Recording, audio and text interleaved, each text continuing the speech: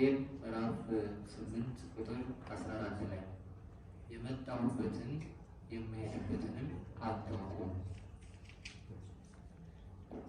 በልብ መታሰቡ በቃል መነገሩ በቅዱሳት መጻሕፍት መዘከሩ እስከ ዘላለም ድረስ ከፍ ከፍ ይበልና የሰራዊት አምላክ ቅዱስ እግዚአብሔር አምላካችን ይህን የተናገራቸው ለአይሁድ ነው።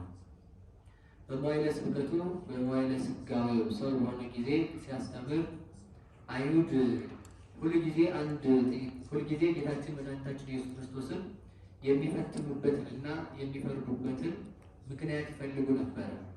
ከዚያ መካከል ከዕለታት በአንድ ቀን ጌታችን መድኃኒታችን ኢየሱስ ክርስቶስ እያስተማረ በምኩራብ ተቀምጦ ሳለ ለነገሥታቱ ግብር ይገባል ወይንስ ለእግዚአብሔር ግብር ይገባል የሚል ጥያቄ ጠየቁት። ሁለት ጥያቄ ሲጠይቁት እርሱ የመለሰላቸው አርዑኒ አላደ ዲናሩ፣ እስኪ የያዛችሁትን ሳንቲሙን ብሩን አሳዩኝ ብሎ ይጠይቃቸዋል። እነሱ ሁለት ነገር ይዘው መጥተዋል። አንደኛው ለእግዚአብሔር ቤት ይገባል ብሎ ቢመልስላቸው አይ ለእግዚአብሔር ይገባል ካለ ለንጉሱ ሄዶ ለቄሳር ግብር እንዳይከፈል የሚያደርግ የቤተ መንግስትን ብር የሚከለክል ብለው ከፖለቲካ ጋር ከመንግስት ጋር ሊያጣሉት ነው ማለት ነው። ደግሞ ለእግዚአብሔር ለቤተ መንግስቱ ይገባል ለንጉሱ ስጡ ብሎ የሚላቸው ደግሞ የእግዚአብሔር ልጅ ነኝ ይላል። የቤተ ክርስቲያን የካህናት ደሞዝ እንዳይከፈል፣ ቤተ ክርስቲያን እንዳታድን እንዳትለወጥ፣ የቤተ ክርስቲያን አደናቃፊ ነው። የእግዚአብሔር ልጅ ነኝ እያለ ለእግዚአብሔር ብር እንዳይከፈል የሚከለክል ብለው ሁለት ጥያቄ ይዘው ነው የመጡት። አይሁድ ሁልጊዜም ሰይጣንም አይሁድም ወደ ክርስቶስ ሲሄዱ ሁለት ጥያቄ ነው እያዙ የሚሄዱት። ሰይጣንም በገዳመ ቆሮንቶስ ሳለ ሁለት ጥያቄ ይዞ ይመጣል። ጌታችን መድኃኒታችን ኢየሱስ ክርስቶስ 40 ቀን ጾሞ ከተራበ በኋላ ዳቦ ድንጋይ አስመስሎ ይላል። ድንጋይ ይዞ ይባል ድንጋይ ማለት ነው። ምን ብሎ ይህን ድንጋይ ዳቦ አድርገውና እንብላ የሚል ጥያቄ ይዞ ይባል። ሁለት ሀሳብ ይዞ ነው የሄደው ሰይጣን። አንደኛው አዎ ብሎ ድንጋዩን ዳቦ ሊያደርገው ይኸው እኔ አዘዝኩት ሊል ነው። አዘዝኩት ለእኔ ለሰይጣን የታዘዘ ነው ሊለው ነው ማለት ነው። ሁለተኛው ደግሞ ድንጋዩን ዳቦ አላደርገውም ቢለው ደግሞ የእግዚአብሔር ልጅ እየተባለ ይመሰገናል እንጂ ታምር እንኳን ማድረግ የማይቻለው ሊለው ነው ማለት ነው። ስለዚህ ሁለት ጥያቄ አይሁድም ሁለት ጥያቄ ይዘው ይሄዳሉ። ክርስቶስም ማን ነው አይሁድም ዲያብሎስም ሁለት ጥያቄ ይዘው ይሄዳሉ። በዛ ዛሬ በዓለም ላይ ያሉ ፖለቲከኞችም ቤተክርስቲያንን የሚጠይቋት ይሄንን ነው። በዓል ስታከብር ልማት አደናቃፊ ይሏታል። በዓል ልጆቿን ደግሞ ስሩ ብላ በምታስተማራበት ጊዜ ደግሞ አክብሩ በዓል ስትል ደግሞ ምን ይላሉ? ቤተክርስቲያን ኋላ ቀር ናት፣ ልማት አደናቃፊ ናት ይሏታል። ልጆቿን በምታስተምርበት በምትሰብክበት ጊዜ ደግሞ ወደ ቤተክርስቲያን እንዲመጡ በምታደርግበት ጊዜ ደግሞ ፖለቲካ ውስጥ ገብተው ተናገሩ ይሏታል ማለት ነው። ቤተክርስቲያን ክርስቶስ ምዕመናን የሚፈተኑት በሁለት ነገር ነው እና ለአይሁድ ምንድን ነው የመለሰላቸው? መጀመሪያ ላይ ብሩን ባሳዩት ጊዜ ለቄሳር ግብር ይገባል ለእግዚአብሔር ግብር ይገባል ብለው በጠየቁት ጊዜ ምን አላቸው? ብሩን አሳዩኝ አላቸው። ከብሩ ላይ በአንድ ወገን ስዕለ ኪሩብ በአንድ ወገን የቄሳር ፎቶ ነበረበት። ሁለት ነገር ማለት ነው። እስኪ ያሳዩኝ አላቸው። ሲያሳዩት በአንድ ወገን የኪሩቤል አለ፣ በአንድ ወገን የቄሳር አለ። ከዛ ምን አላቸው? አንድ ሳንቲም ነው አይፈነከትም። ልክ ዛሬ የምናያት የ50 ሳንቲም የ10 ሳንቲም በሏት በአንድ ጎን ከብት በአንድ ወገን ሰው እንዳለበት ማለት ነው። ጎፈር ነው ጨበረ የምትሉት ማለት ያ እንዳለባት ያችን ሳንቲም መክፈል አይቻልም። እነሱ ሁለት ሀሳብ መጥተው አስጨንቀው ከሁለት አንዱ እንዲመልስላቸው መጡ። ክርስቶስ ግን እነሱ ባላሰቡት መንገድ ሌላ ጥያቄ ጠየቃቸው። ምንድን ነው ያላቸው? ሳንቲሙን አሳዩኝ አላቸው። አሳዩት። በዚህ በኩል የማን መልክ አለ አላቸው። የቄሳር አሉት። በዚህ በኩል የማን መልክ አለ አላቸው። የኪሩቤል አለ። እንግዲያውስ የቄሳርንም ለቄሳር ስጡት የእግዚአብሔርንም ለእግዚአብሔር ስጡት አላቸው። አንዱን ሳንቲም ከፍለው ፈንክተው ማካፈል ስለማይችሉ አስጨንቀው መጡ። አስጨንቀው ሰደዳቸው። ቅዱስ ቄርሎስ ሲተረጉመው ምንድነው ይህ የግብር መቀስቀሻ ሆኗል በዘመናችን። የእግዚአብሔርን ለእግዚአብሔር ስጡ ተብሎ ልመናን መለመኛ ነው እና ትርጉሙ ግን በፍጹም ምንም የማይገናኝ ነው። ትርጉሙ ምንድነው? በስጋቸው እዛው ላይ ትርጓሜው ምን ይላል? በስጋቸው ቄሳር በነፍሳቸው ዲያብሎስ ነግሶባቸው ነበር አለ። ሳንቲም የተባለው ሰው ነው። በእነሱ ላይ የቄሳር መልክም የዲያብሎስ መልክም ተስሎባቸው ነበር። ስለዚህ ምንድን ነው ያላቸው? የቄሳር መልክ የእግዚአብሔር መልክ ነው፣ ሰው በእግዚአብሔር መልክ ስለተፈጠረ። የዲያብሎስ መልክ በእነሱ ላይ በልባቸው ቄሳርም ዲያብሎስም እንዳለ የቄሳር መልክ የእግዚአብሔር መልክ እንደሆነ እኔ እግዚአብሔር በአርአያዬ በመልኬ የፈጠርኳችሁ ነኝ፣ በእናንተ ላይ ደግሞ የዲያብሎስ መልክ ተስሎባቸዋል። ስለዚህ የቄሳርን ለቄሳር ስጡት፣ የእግዚአብሔርን ለእግዚአብሔር ስጡት አላቸው። ለክፋቱ ለተንኮሉ ለሁሉ ነገር ለክፋት መገኛ ዲያብሎስ ነውና ክፋቱን ለዲያብሎስ ተውለትና እናንተ ግን በእኔ መልክ የተፈጠራችሁ ስለሆናችሁ ለእኔ ሁኑኝ አላቸው ማለት ነው። ስለዚህ ምንድን ነው ክፋትንም የኔንም መልክ የእግዚአብሔርን የሰይጣንንም መልክ አትያዙ። የኔ ከሆናችሁ በእኔ መልክ እንደፈጠርኳችሁ ለእኔ ሁኑ። የቄሳርን ለቄሳር ስጡት አላቸው። የዲያብሎስን ለዲያብሎስ ተውለት። የኔ መልክ ናችሁና እናንተ ለእኔ ሁኑ ብሎ ግሩም ግሳጼ ገስጾ መለሳቸው ማለት ነው። በመጡበት መንገድ አስጨንቆ ነው የመለሳቸው። ጥያቄ ለጠየቀ ሁሉ መልስ አይሰጠውም ማለት ነው። ጥያቄ የጠየቀው ሰው ከምን ተነስቶ ነው? አንዳንዶቹ መናፍቃን ለዝና ይጠይቃሉ። ታውቃላችሁ? ለዝና እኔ እኮ ከመምህር ገሌ ጠይቄ ያልተረዳኝን አንተ ልታስረዳኝ ነው ማለት ነው። አንዳንዶቹ ደግሞ ለመረጃ ይጠይቃሉ። አንዳንዶቹ ደግሞ ለትዕቢት ይጠይቃሉ። አንዳንዶቹ ደግሞ ለድንቁርና የሚጠይቋሉ ማለት ነው። መናፍቃን በዚህ በሶስት መስመር ይጠይቃሉ። የጠየቀ ሁሉ አማኝ አይደለም። የጠየቀ ሁሉ ትክክለኛ መልስ አይሰጠውም። በመጣበት መንገድ አስጨንቆ መስደድ ይገባል ሲል ይሄን መለሰላቸው። ሁለተኛ ገዳመ ቆሮንቶስ ላይ ማን የፈተነው? ዲያብሎስ። ይህን ድንጋይ ዳቦ አድርጋ አለው። ሁለት ነገር፣ ድንጋዩን ዳቦ ቢያደርገው ታዘዘኝ፣ ድንጋዩን ዳቦ ባያደርገው አይችልም። እሱ ግን ምን መለሰለት? ምን መለሰለት? ሰው በእህል ብቻ አይኖርም ባላሰበው መንገድ መለሰለት ማለት ነው። ከዚያ ከፍ አደረገና ወደ ተራራ ወጣና የእግዚአብሔር ልጅ ከሆንክ ብሎ በነገራችን ላይ ማለት ነው መናፍቅም ሰይጣንም ጥቅስ ይዘው ነው ወደ ምዕመናን የሚሄዱት ማለት ነው።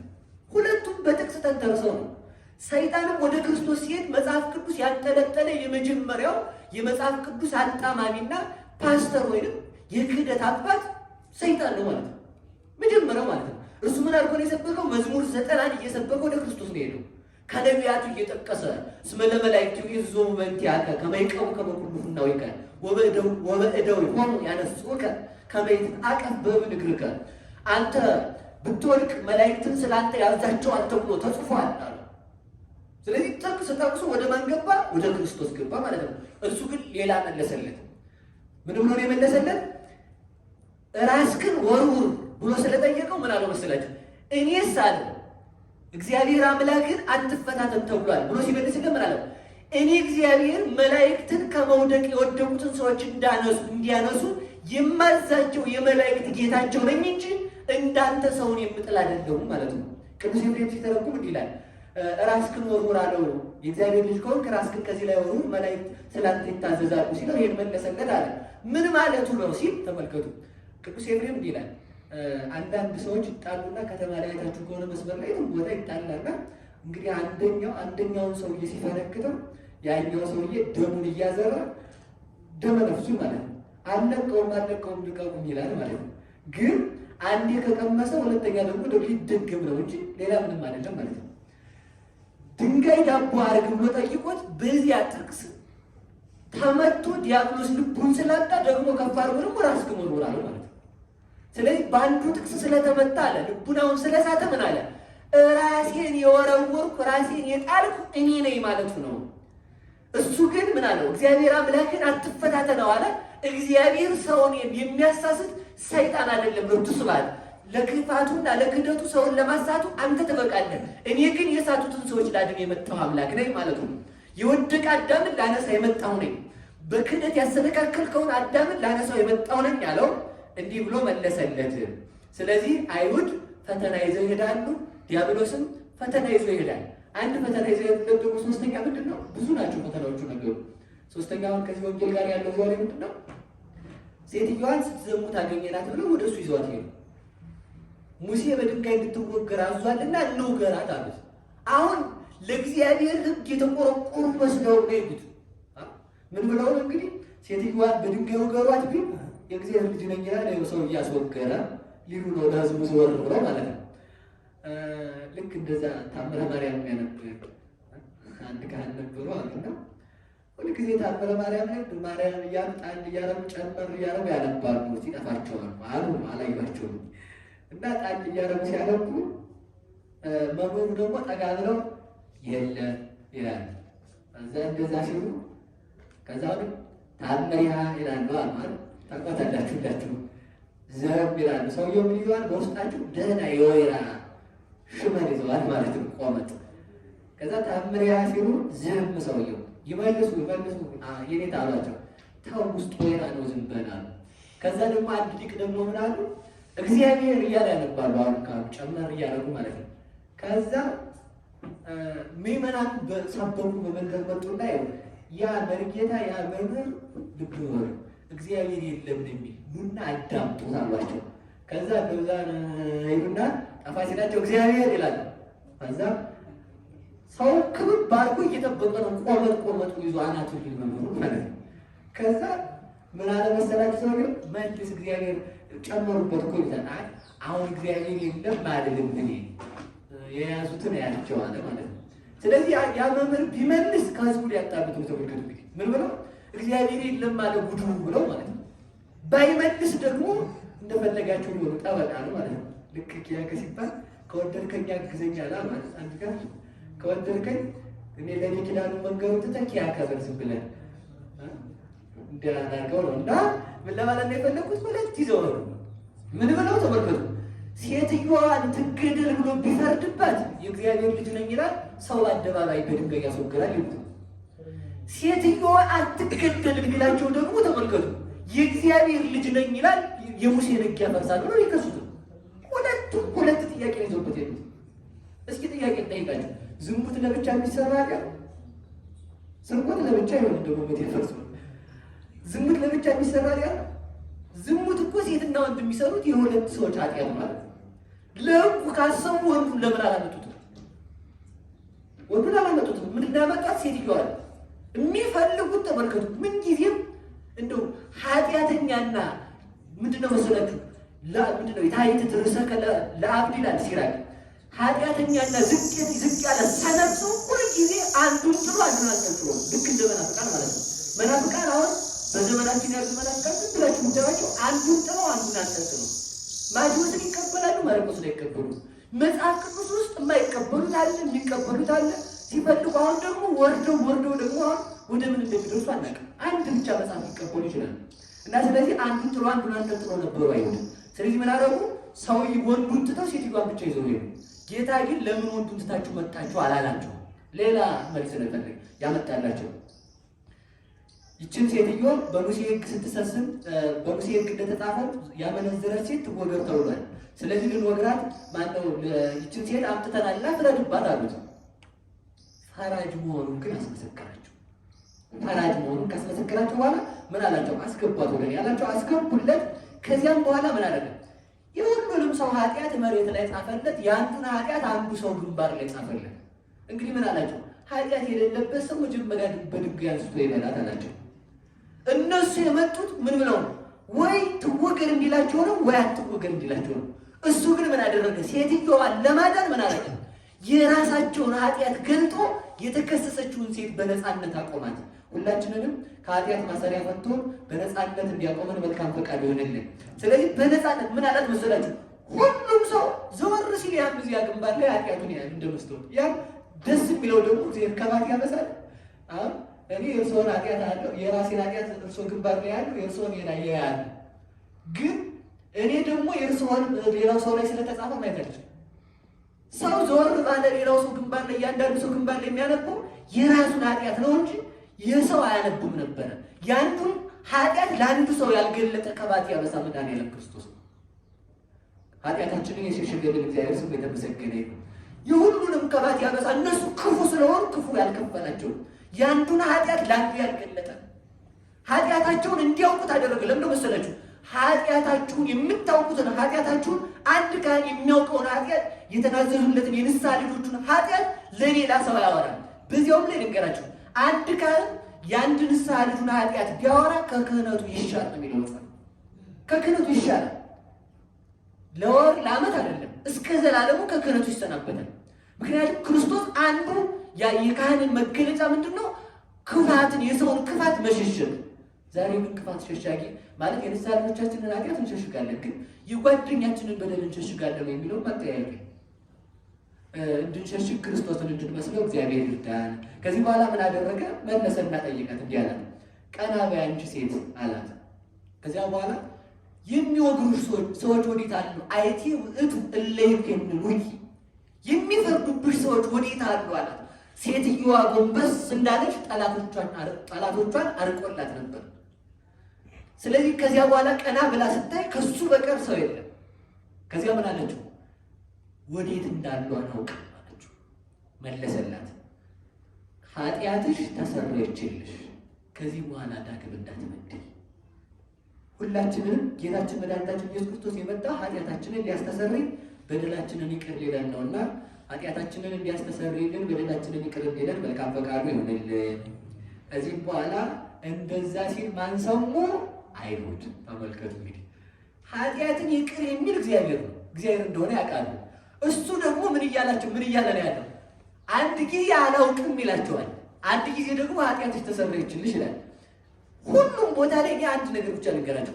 ጌታችን መድኃኒታችን ኢየሱስ ክርስቶስ የፈወሳቸው ሰዎች ሁሉ መጀመሪያ አልጋን ተሸከም ከማለቱ በፊት ምን ይላል? ኃጢአትህ ተሰረየችልህ።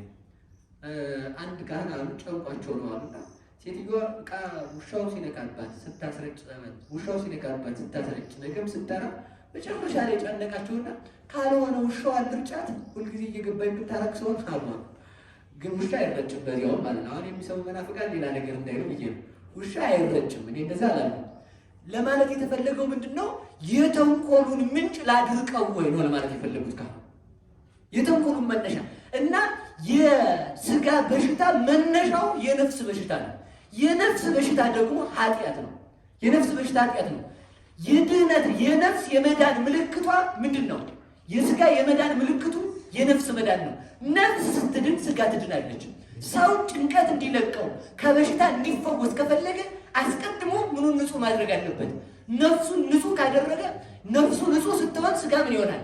ንጹህ ይሆናል መልሶ ማለት ነው። ስለዚህ ጌታችን መድኃኒታችን ኢየሱስ ክርስቶስ ለዚህ ነው አስቀድሞ በሽተኛዎችን ልትድን ትወዳለህ ካላቸው በኋላ አዎ ሲሉ ኃጢአትህ ተሰረየችልህ ይላቸው። ኃጢአትህ ተሰረየችልህ ሲላቸው ተመልከቱ፣ ነፍሳቸው ስትድን ስጋቸው ይፈወሳል ማለት ነው። በዚህ ዘመን ብዙዎቻችን በሽተኛ የሆነው ነፍሳችን ስላልዳነች ነው።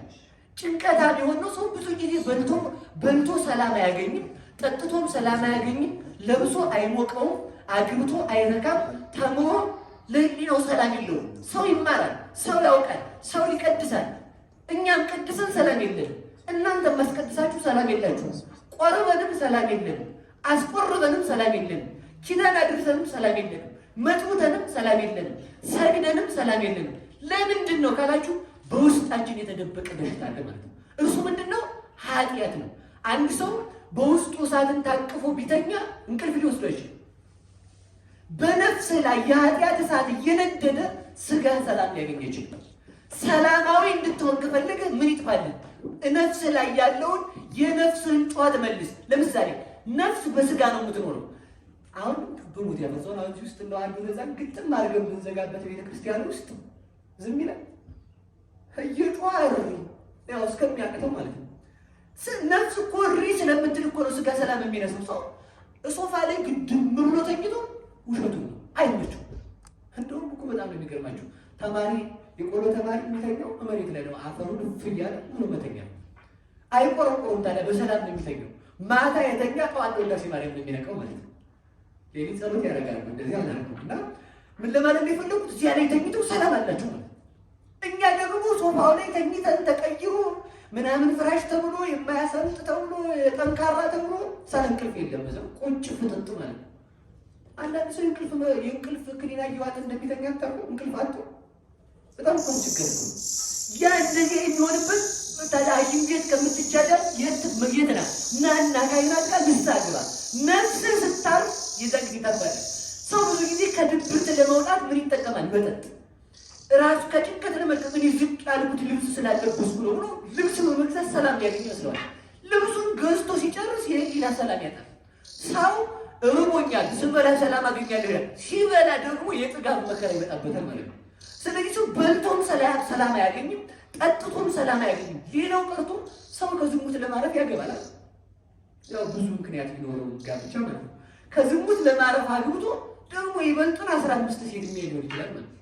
ስለዚህ ምንድነው ችግር ካል ከውስጥ ያለውን የኃጢአቱን ስር አድርቀው ለዚህ ነው ኃጢአትሽ ተሰረየችልሽ አላት ማለት ነው።